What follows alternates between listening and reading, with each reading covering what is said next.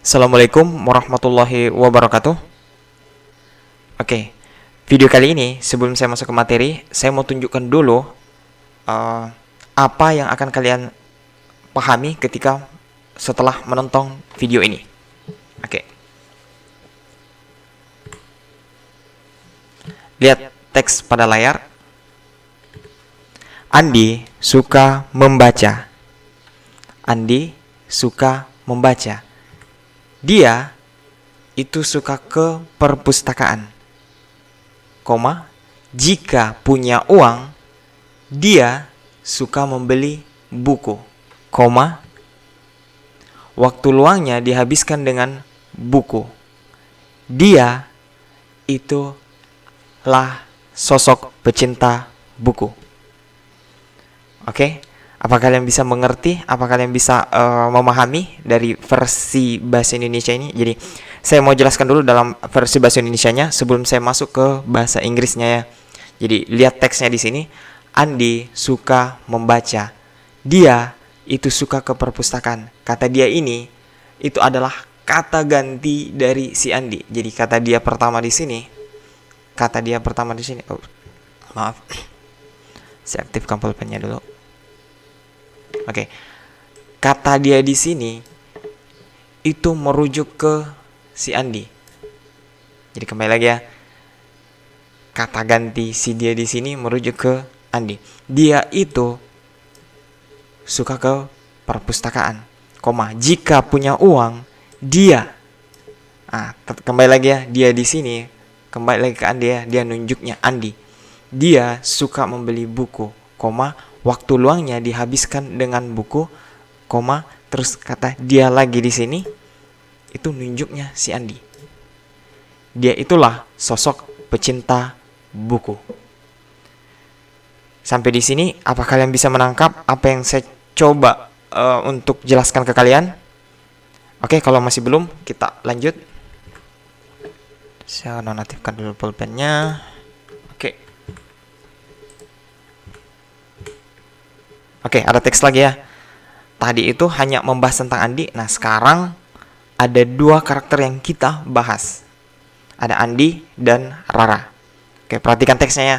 Andi dan Rara belajar di sekolah, terjadi kesalahan sequence-nya. Oke, Andi dan Rara belajar di sekolah, mereka lihat. Saya aktifkan dulu pulpennya. Oke. Mereka, lihat ya, Andi dan Rara belajar di sekolah. Mereka di sini nunjuknya si Andi dan Rara. Mereka itu luas pengetahuannya. Terus yang di bawah lagi, mereka nunjuk ke Andi dan Rara ya. Mereka sering membaca buku dan mereka senang berbagi pengetahuannya dengan teman-temannya. Oke. Dari dua contoh di sini, saya harap kalian bisa nangkap apa yang saya coba jelaskan pada video kali ini ya. Jadi ya, saya jelaskan dulu dengan versi bahasa Indonesianya supaya kalian bisa menangkap. Oh, nanti setelah video ini saya akan ngerti seperti ini. Jadi kalian ngerti kata ganti itu seperti apa ya, konsepnya seperti apa. Oke, jadi saya jelaskan dulu dalam versi bahasa Indonesia supaya kalian bisa ngerti kalau dalam bahasa Inggrisnya nanti kalian itu belajarnya tentang seperti ini. Oke, gambarannya dulu ya. Jadi ini gambarannya tentang materi yang akan saya jelaskan pada video kali ini. Oke, semoga kalian ngerti dengan penjelasan saya menggunakan versi bahasa Indonesia. Oke, sekarang. Oke, sampai di sini semoga dengan dua contoh ini kalian bisa paham ya. Oke. Jadi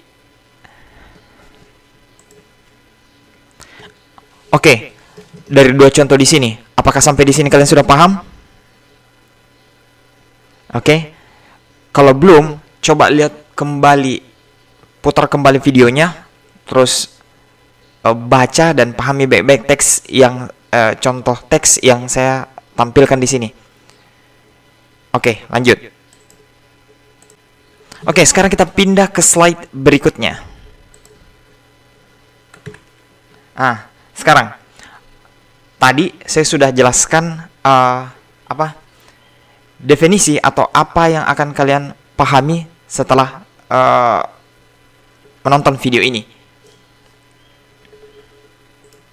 Oke, dua contoh teks tadi itu adalah pengantar supaya kalian mengerti apa sih yang akan kalian pahami di video kali ini. Oke. Nah, sekarang untuk lebih paham lagi, saya kasih contoh dalam bentuk kalimat bahasa Indonesia. Tujuannya supaya kalian bisa lebih paham kenapa mesti belajar tentang pronoun, kata ganti ya. Kenapa mesti kalian belajar ini? Kalau dalam versi Indonesia itu gampang saja ya, tapi kalau sudah kita bahasnya dalam bahasa Inggris, di situ PR-nya ya, di situ susahnya. Nah, sekarang saya kasih lihat kenapa mesti materi ini kalian kuasai. Oke, contoh pertama. Saya memberikan kue kepada dia perempuan. Oke, kata sayanya di sini saya garis bawahi, terus kepada dia perempuan juga saya garis bawahi ya. Nah, contoh kedua, dia perempuan memberikan kue kepada saya. Nah, kalau dalam versi bahasa Indonesia, saya aktifkan dulu spidolnya ya. Oke, dalam versi bahasa Indonesia, saya pada awal kalimat, terus pada akhir kalimat di soal nomor 2, dia tetap sama ya. Di soal nomor 1 saya, pada awal kalimat tulisannya tetap saya, terus di kalimat yang kedua, pada letaknya di akhir kalimat, tulisannya juga tetap sama, saya. Nah, sekarang lihat kalimat yang pertama, dia perempuan. Di belakang kalimat, tulisannya dia perempuan. Ketika berada di depan kalimat, dia tetap tulisannya dia perempuan.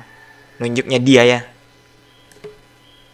Nah, kalau dalam bahasa Indonesia, ya mudah saja seperti ini ya. Mau di depan mau di belakang dia tetap sama, tidak ada perubahan. Nah, permasalahannya jika kita bahas bahasa Inggris, permasalahannya seperti ini. Saya tunjukkan ya. Oke, saya kasih bahasa Inggrisnya. Give itu artinya memberikan, cake itu kue, to itu kepada. Nah, pada di sini ya, saya di sini adalah I, jadi ya. Nah, sementara di belakang di sini adalah her. I give cake to her. Saya memberikan kue kepada dia. Nah, ini contoh pertama. Nah, sekarang di sini letak permasalahannya. Contoh yang kedua. Nah, kalau nunjuk dia perempuan, she ya. Nah, dia perempuan di sini, dia itu she, sementara yang di sini saya berubah menjadi me. Lihat ya. Bahasa Indonesia kalau di awal kalimat saya, terus pada akhir kalimat tetap saya. Sementara dalam bahasa Inggris, awal kalimat itu I, pada akhir kalimat dia itu me. Perhatikan, pada bahasa Inggris di awal kalimatnya kata saya di sini menjadi I, tapi ketika kita bahasnya pada akhir kalimat atau biasanya kita bilang subjek objek, dia berubah menjadi me. Nah, lihat, dia perempuan, ketika dia berada di depan kita gunakan she, tapi ketika si menunjuknya dia perempuan berada di belakang kalimat, kita gunakan her. Nah, di sini tadi saya sudah jelaskan apa yang kalian pahami.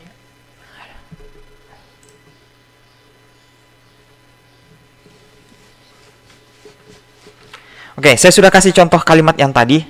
Andi suka membaca, dia itu suka ke perpustakaan. Jika punya uang, dia suka membeli buku. Ini contoh dalam bahasa Indonesia ya, supaya kalian bisa mengerti.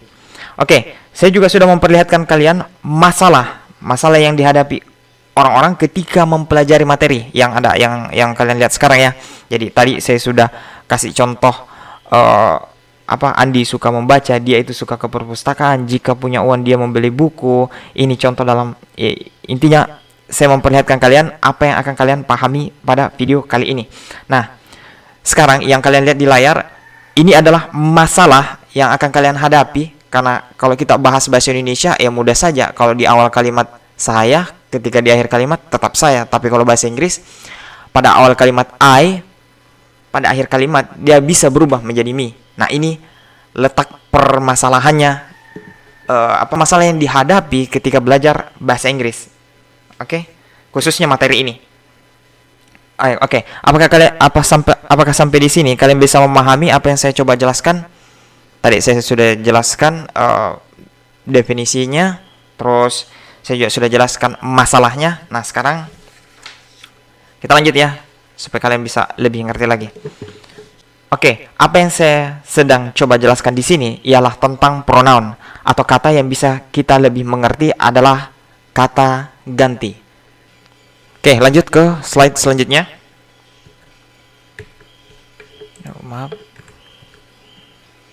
Oke, pronoun. Pronouns adalah kata ganti, adalah kata yang digunakan untuk menggantikan kata benda atau nouns, dengan tujuan untuk menghindari pengulangan kata-kata yang bersifat terus-menerus.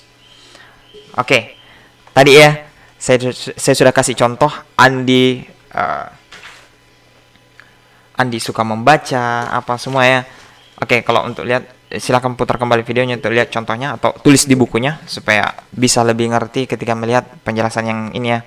Oke, saya highlight di sini kata nouns-nya ya. Oke, saya baca ulang ya. Pronouns, kata ganti, adalah kata yang digunakan untuk menggantikan kata benda dengan tujuan untuk menghindari pengulangan kata-kata yang bersifat terus-menerus. Nah, sekarang saya perlu highlight di sini si noun-nya ya. Oke, noun itu adalah kata benda. Kalau berdasarkan apa yang saya sudah jelaskan, tadi kan contoh yang saya gunakan Andi. Itu contoh pertama ya. Terus yang kedua, Andi dan Rara. Memang contoh yang tadi nunjuknya, contoh-contoh yang tadi yang saya kasih ya, ada dua kalimat ya. Memang contoh yang nunjuknya benda dalam bentuk manusia. Tapi di sini saya mesti jelaskan, benda di sini bukan cuma manusia ya. Namun di sini juga bisa menunjuk hewan dan benda mati seperti handphone, pulpen, meja, kursi dan lain-lainnya. Oke. Sampai di sini bisa dipahami penjelasan saya? Oke, saya lanjut ya. Oke, personal pronoun. Kata ganti ya. Adalah kata ganti yang menunjuk orang yang terbagi menjadi pertama, orang pertama. The first person, orang pertama. Oke, kita bahas yang pertama dulu ya. Orang pertama adalah kata ganti yang digunakan untuk orang yang berbicara. Oke. Si Andi di sini adalah orang pertama. Lihat ya. Si Andi di sini adalah orang pertama. Si Andi di sini adalah orang yang pertama, dan dia adalah orang yang berbicara, yang melakukan aksi ya. Oke, lanjut.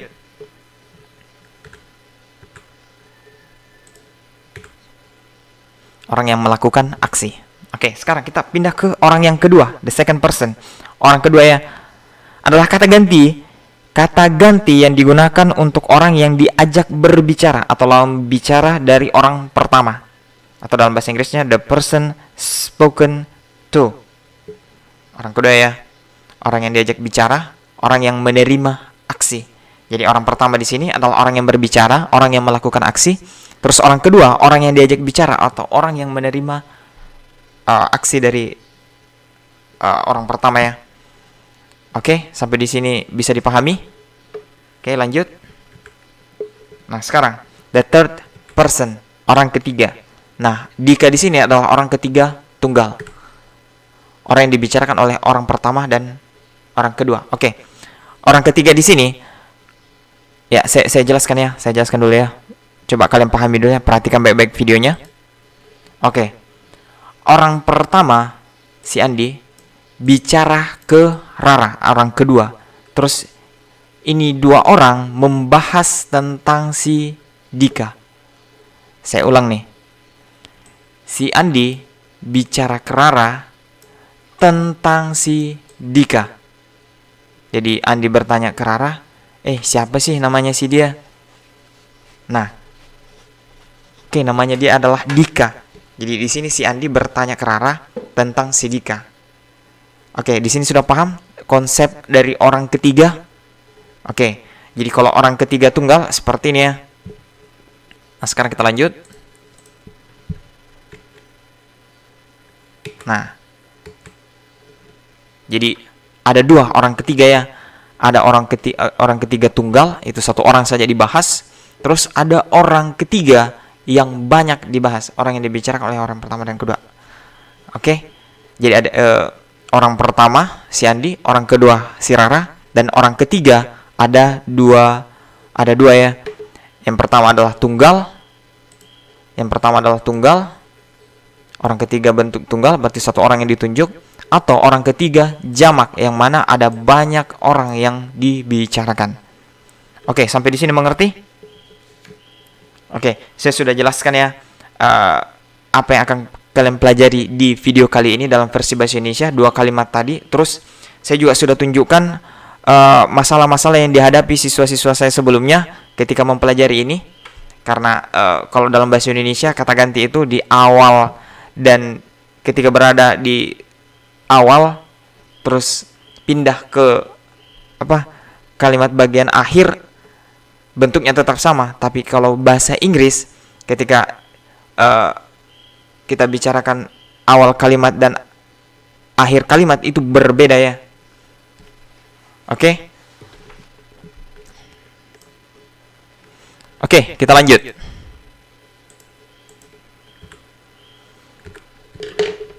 Oke, kata ganti yang akan kita pelajari kali ini ya. Jadi ada subjek, ada objek, ada possessive pronoun. Saya tulis dulu ya. Ada subjek. Subjek ini meliputi ini semua. Ada I, you, we, they, he, she, it. Terus kita bahas lagi objek, yang mana objek itu berisikan me, you, us, them, him, her, it. Terus kita bahas possessive pronoun. Oke, silakan ditulis di bukunya ini ya. Oke, possessive pronoun itu terbagi menjadi 2. Possessive pronoun terbagi menjadi 2. Ada yang menggunakan kata sifat, yang mana diikuti oleh kata benda. Ini semua di bawah. My, your, our, their, his, her, its. Terus possessive pronoun yang kedua tidak diikuti kata benda, yang mana dia mine, yours, ours, theirs, his, hers, its. Terus yang terakhir reflexive pronoun, atau saya tulis di sini pantulannya: myself, yourself, yourselves, ourselves, themselves, himself, herself, itself. Oke, jadi inti yang akan kita pelajari adalah ini ya, yang kalian lihat yang kalian lihat di layar sekarang. Ini adalah yang akan kalian pahami nantinya ya. Oke, lanjut. Oke, sekarang kita masuk ke materinya. Yang pertama itu subjek. Oke, definisinya. Subjek adalah seseorang atau sesuatu yang melakukan aksi. Saya ulang ya. Subjek adalah seseorang atau sesuatu yang melakukan aksi. Definisi lainnya bahwa subjek itu adalah mengontrol atau yang melakukan si aksi, kata kerja. Oke, di sini mungkin kalian bingung. Oke, kita masuk ke contoh supaya kalian bisa lebih ngerti. Oke, contoh bahasa Indonesianya ya. Oke, lihat baik-baik. Dia, laki-laki, membelikan temannya minuman di sekolah. Oke, lihat, kita fokusnya di subjek ya. Perhatikan. Oke, subjek di sini ya. Subjek adalah seseorang atau sesuatu yang melakukan aksi. Oke, sekarang saya aktifkan dulu pulpennya ya. Oke, seseorang yang melakukan aksi. Nah, bisa dilihat di sini ya. Kalau membelikan di sini adalah predikat. Predikat itu adalah aksi ya, atau verba, atau dalam bahasa Inggrisnya adalah verb. Atau supaya kalian bisa lebih mengerti, predikat itu adalah kata kerja ya. Nah, sekarang untuk melihat yang mana subjeknya, yang pertama kalian lihat ya. Biasanya subjek itu berada di depan kalimat. Tapi itu tidak bisa dijadikan definisi mutlak ya. Nah, selain dari biasanya dia berada di depan kalimat, subjek adalah yang melakukan aksi. Kembali lagi ya. Subjek adalah yang melakukan aksi. Nah, di sini di kalimatnya, dia laki-laki membelikan temannya minuman. Nah, di sini untuk mengetahuinya kita bisa buat pertanyaannya, siapa yang membeli minuman? Siapa yang membeli minuman? Nah, si Andi. Oke. Di sini bisa dipahami ya. Oke. Untuk melihat di mana posisi subjek, pada sebenarnya sudah tertulis di sini ya. Tapi saya mau kalian pahami definisinya di subjek ya. Subjek itu adalah yang melakukan aksi. Nah, sekarang membelikan di sini adalah kata kerja, adalah aksinya. Nah, untuk tahu siapa subjeknya, itu buat pertanyaannya, siapa yang membeli minuman untuk temannya? Nah, ternyata yang membeli itu adalah si dia laki-laki. Berarti si dia laki-laki ini adalah subjek. Nah, kalau kita bicara subjek, berarti kita pakainya ini. Perhatikan baik-baik ya. Subjek berarti kita pakai ini. Berarti kalau kita nunjuknya dia laki-laki, berarti kita gunakan he. Berarti kita gunakan he. Di sini bisa paham ya? Oke, kalau kita ubah, mereka membelikan temannya minuman. Untuk tahu subjeknya, ya kembali lagi kita bilangnya, siapa sih yang membelikan temannya?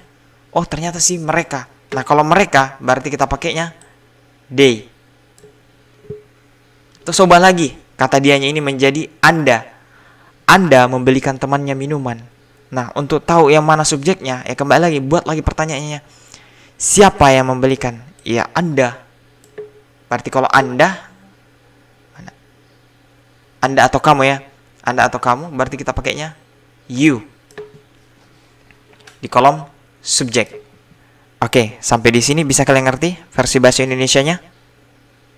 Jadi kita belajar tentang, kita fokusnya di subjek ya. Siapa yang melakukan aksi. Oke, kalau versi bahasa Indonesia yang kalian sudah mengerti, sekarang kita masuk ke bahasa Inggrisnya. Oke, bahasa Inggrisnya. Di sini ya, bahasa Inggrisnya, membelikan itu adalah bought. Temannya itu his friend. Minuman itu a drink. Di sekolah itu at school. Nah, di sini ya, karena kita sudah tahu kalau si dia laki-laki ini adalah subjek yang membelikan minuman temannya, berarti kita pakainya di kolom ini ya, subjek. Maka itulah kenapa he di sini kita tulis ya. Karena kita sudah tahu, intinya seperti ini ya. Kalau kalian sudah tahu siapa yang melakukan aksinya, berarti itu masuk di kolom subjek. Tergantung siapa yang melakukan. Kalau memang dia perempuan berarti she, kalau dia laki-laki berarti he, kalau mereka berarti they, kalau kita atau kami berarti we, kalau kamu atau kalian atau Anda adalah you, kalau aku atau saya berarti I. Sampai di sini, apa kalian bisa tangkap atau bisa pahami apa yang saya coba jelaskan? Oke. Sekarang kita lanjut ke materi selanjutnya. Oke, ada yang kelupaan ya. Sebelum saya masuk ke materi selanjutnya, saya mau jelaskan dulu tentang subjek ini ya. Sebenarnya masih banyak lagi ya materi tentang subjek, tapi saya tidak bisa bahas terlalu dalam dulu. Cukup kalian ngerti di sini dulu ya. Kalau terlalu mendalam nanti kalian bingung. Jadi sebenarnya subjek itu tidak selamanya ya dalam bentuk noun atau kata benda ya. Tidak selamanya ya. Seperti yang ini ya. Subjek dalam bentuk nomina atau kata benda yang saya paparkan tadi ya. Itu semua dalam bentuk kata benda. Dia berarti nunjuknya manusia ya. Kalau dalam bentuk benda seperti ini. Lihat ya, he studied in class. Dia belajar di kelas. Terus kucing makan ikan, the cat eat fish. Ini semua subjek dalam bentuk kata benda ya. Jadi kalau soal yang pertama, contoh yang pertama itu nunjuknya manusia, contoh yang kedua dia nunjuknya hewan ya. Nah, ternyata ada juga subjek dalam bentuk adjektiva atau kata sifat. Contohnya bahagia adalah perasaan yang nyaman. Happy is a comfortable feeling. Jadi tidak selamanya ya kalau subjek itu dalam bentuk kata benda. Ternyata ada juga dalam bentuk kata sifat. Bahagia. Terus ada juga subjek dalam bentuk verba, kata kerja. Contohnya berlari membuat tubuh sehat. running makes the body healthy. Jadi, tapi saya tidak mau bahas ini terlalu dalam karena takutnya kalian bingung. Nanti saya akan buat video khusus untuk penjelasan untuk mendalam untuk ini ya, supaya kalian bisa lebih mengerti. Oke, sekarang kita lanjut ke materi selanjutnya. Objek.